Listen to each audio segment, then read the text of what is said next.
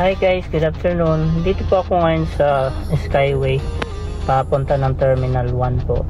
So since papunta ako ng Terminal 1, papasok pa ako dito sa kanan.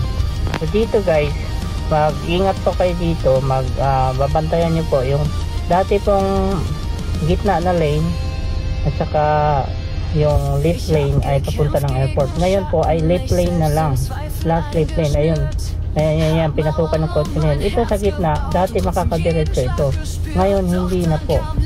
Ano na po siya, papunta na po siya ng Parañaque. So itong lane sa gitna at saka lane dito sa kanan, papunta na po parehas ng Parañaque. So ayun guys, hindi ako nakapasok sa airport, na diretso ako tapos mag-u-turn ako dun sa dulo. So dapat guys, alam niyo na rin to kung makakadaan kayo rito.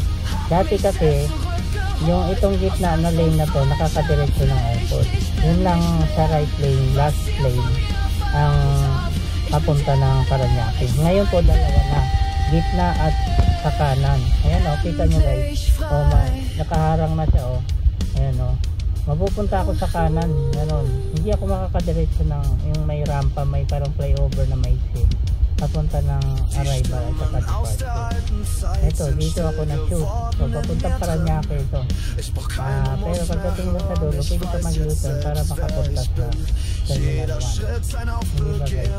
Dapat, kung mapanood niyo itong video na ito, alam nyo na mag-bandang kaliwa kayo sa pinakakaliwa.